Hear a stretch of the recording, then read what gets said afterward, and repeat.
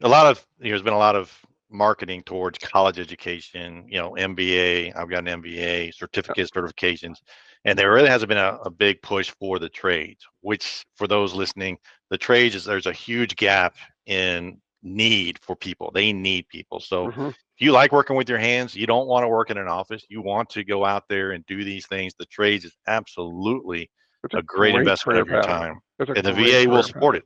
Your education benefits, Yep. they have VR&E, which is Veterans Readiness and Employability, which is a different program other than your tuition at your VA GI Bill. That's separate funding. So even if you got your college degree and you're like, okay, now what?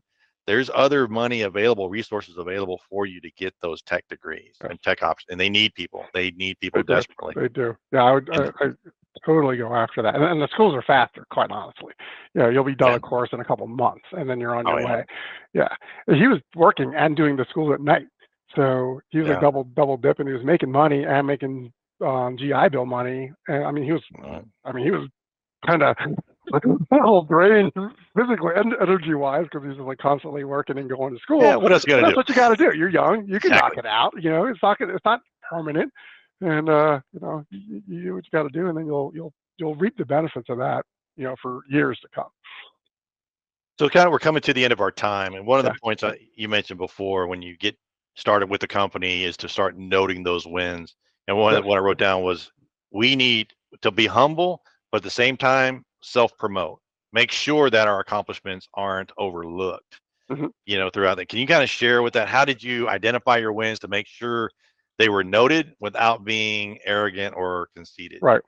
Um, so one thing I'll say is when you first get to a company and you're learning what's going on and absorbing the culture, I would do not point out the things you don't like early. You know, you don't want to be that guy or person or lady.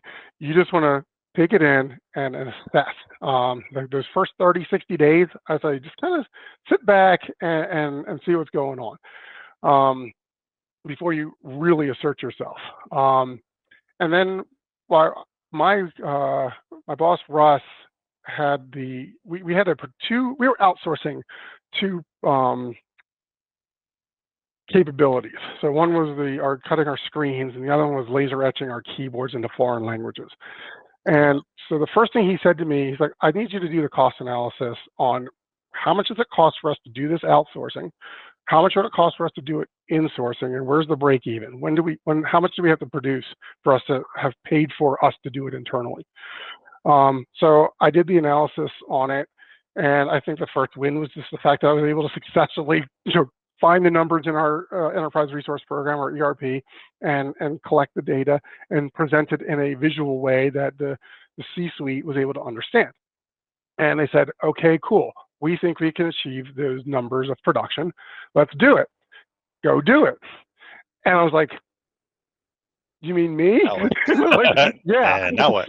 So it went from an analysis analyst in like the first month or two to a project manager and hiring manager and facility coordinator to find the equipment, get the people, get the space, and put it all together. And I was given like a 4 month timeline to say, you should be able to accomplish all these things in 4 months. Here's your budget, go.